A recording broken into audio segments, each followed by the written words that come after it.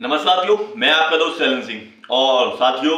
आज की इस वीडियो में हम बात करने वाले हैं कि अगर कोई व्यक्ति आपके साथ लड़ाई झगड़ा करता है, आपके साथ मारपीट करता है, तो उस व्यक्ति के खिलाफ आपको कौन सी धारा के तहत मामला दर्ज कराना है और कौन सी प्रक्रिया के तहत या फिर कौन सी धाराएं हैं जिसके तहत आप कंप्लेंट दर्ज कराएंगे तो उसे सजा निश्चित होगी। और अगर कौन सी चोट है, कैसी चोट है, कौन सी धारा लगेगी, कितनी चोट है, यह भी मैं बताने वाला हूं कि अगर आपको गंभीर चोट हो जाती है तो आपको कौन सी धारा के तहत मामला दर्ज कराना है, कितनी सजा होगी, यह मैं आपको विस्तार पूर्वक बताने वाला हूं। क्योंकि साथियों, आज का जो समय है, आज के समय में अधिकतर जो मामले देखने को मिलते हैं वो लड़ाई झगड़े के हैं। तो लड़ाई झगड़े का जो मामला होता है, इसमें कौन सी धारा के तहत मामला दर्ज कराना है आपको, अगर आपके साथ अगर ऐसा कोई अपराध हो जाता है कभी भी, तो आपको कौन सी धारा के तहत मामला दर्ज कराना है और उस व्यक्ति को जो आपके साथ लड़ाई झगड़ा करता है उसे क्या सजा करानी है। इस वीडियो में मैं आपको इसलिए बताने वाला हूं यह बात, क्योंकि अधिकतर मामलों में जब लड़ाई झगड़े का कोई मामला होता है साथियों,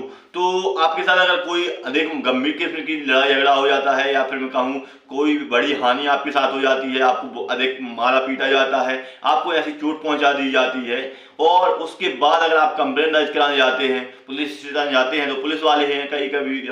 कम धाराओं में मामला निपटा देते हैं। अब उस जो व्यक्ति ने आपके साथ मारपीट की होगी, आपके साथ लड़ाई झगड़ा किया होगा, उसको कम धारा लगा देते हैं या फिर पैसा दे देता है वो व्यक्ति पुलिस स्टेशन में, या पुलिस वाले को पैसा खिला देता है। तो ऐसे में वो जो धाराएं हैं वो नहीं लगाता, जो गंभीर धाराएं होती हैं या फिर जो उस पर जो मामले बनना था वो नहीं बनाता। आपके केस को, आपका जो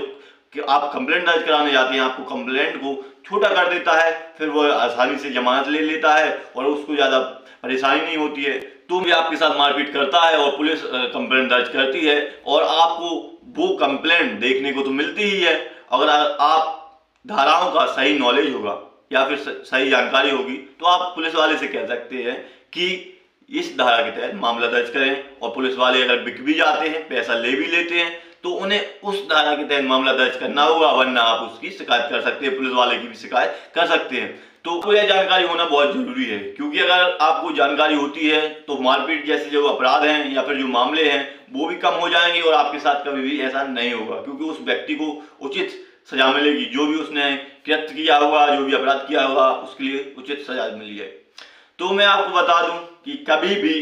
कोई भी व्यक्ति आपके साथ या फिर किसी भी व्यक्ति के साथ कोई भी मारपीट करता है, तो अगर छोटी मोटी मारपीट कोई व्यक्ति अगर करता है तो उस पर जो मामला बनता है, जो हमारा नया कानून है भारतीय न्याय संहिता, उसकी धारा 115 एक के तहत उस पर मामला बनता है और उसे सजा होती है। भारतीय न्याय संहिता की धारा 115 2 के तहत उसे सजा दी जाएगी और उसे जो सजा मिलेगी वो 1 वर्ष की सजा होगी और साथ में जुर्माना होगा। कोई भी छोटी मोटी मारपीट करता है, मान लो दोस्तों किसी को एक चांटा मार दिया, किसी को एक लात मार दी, किसी को घूसा मार दिया, ऐसे में उस पर जो मामला बनेगा वो भारतीय न्याय संहिता की धारा 115 1 के तहत बनेगा। 15 2 के तहत उसे जो सजा होगी वो 1 साल तक की सजा होगी और साथ में जुर्माना होगा। लेकिन दोस्तों, इसके बाद अगर कोई व्यक्ति आपको ऐसी कोई चोट पहुंचा देता है जिससे कि आपको जो संपूर्ण जीवन है, जो आपका शेष बचा हुआ जीवन है, उसमें कठिनाई उत्पन्न होगी उस चोट की वजह से, तो मैं आपको बता दूं कि अगर ऐसा कोई आपको चोट पहुंचाता है, कोई भी व्यक्ति हो, आपकी किसी लड़ाई झगड़े में ऐसी कोई चोट पहुंचा देता है, आप पर हाथापाई कर देता है, किसी भी तरीके से आपको ऐसी कोई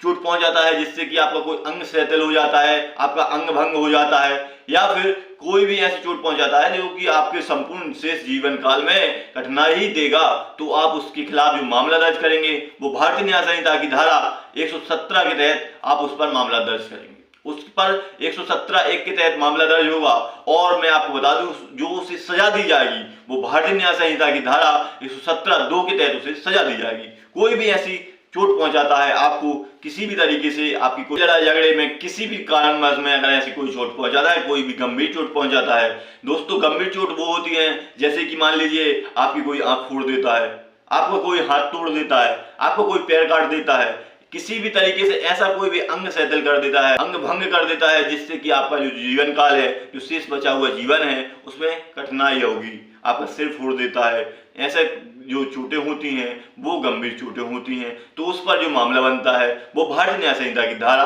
117 के तहत बनता है और उसे सजा होगी वो 10 साल तक की सजा होगी और साथ में जुर्माना होगा। तो आपको यह जो जानकारी है, जो मैंने आपको बताया कि मारपीट के मामले में आपको कौन सी धारा के तहत मामला दर्ज कराना है, और कैसी अगर आपको गंभीर चोट हो जाती है तो आपको कौन सी धारा के तहत मामला दर्ज करना है। किसी भी मामले में अगर आपकी कोई मारपीट होती है, आपके साथ कोई मारपीट करता है, तो आपको कभी भी पुलिस स्टेशन में पुलिस की मदद लेनी है। लेकिन पुलिस वाले आपका जो मामला है, आपका मामला सही तरीके से या फिर सही धाराओं में दर्ज नहीं करते हैं, तो आप अच्छे से वकील के साथ मिलकर आप कंप्लेंट दर्ज करा सकते हैं। और अगर आपको वकील की जरूरत नहीं है, वकील फीस लेता है, तो मैं आपको बता दूं कि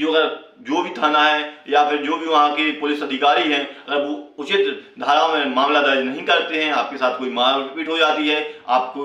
कुछ भी ऐसा लगता है कि यह जो धारा है वो ठीक नहीं है, तो आप उसकी शिकायत वहाँ के एसपी से भी कर सकते हैं, फिर आप अपनी कंप्लेंट दर्ज करा सकते हैं। लेकिन अगर किसी भी तरीके से आपकी जो कंप्लेंट है वो कम धाराओं में दर्ज होती है, तो आप उसकी कार्रवाई करा सकते हैं। पुलिस वाले को अगर पैसे मिल गए होंगे या फिर पैसे सामने वाली पार्टी ने दिए होंगे, तो उन पर भी कार्रवाई होती है। दोस्तों, कभी भी ऐसा मत समझें कि पुलिस ही मालिक होती है। पुलिस मालिक कभी नहीं होती है, वो आपकी रक्षा के लिए होती है, आपकी सुरक्षा के लिए होती है। वो अपने हिसाब से, अपनी मर्जी से कुछ भी दर्ज नहीं कर सकती है। और दोस्तों, अगर कोई भी आपको सलाह चाहिए, कोई भी आपका प्रश्न है, तो आप हमें कमेंट बॉक्स के माध्यम से बता सकते हैं, हम उसका रिप्लाई करेंगे। हो सकेगा अगर कोई लंबा क्वेश्चन होगा, कोई भी ऐसा टॉपिक होगा, तो उस पर वीडियो बनाकर आपके लिए जो भी आपका सवाल होगा उसको सॉल्व कर देंगे, और आपकी जो दिक्कत परेशानी होगी उसको भी थोड़ा कम कर देंगे। तो फिर मिलते हैं दोस्तों नेक्स्ट वीडियो में। जब तक के लिए जय हिंद, जय भारत।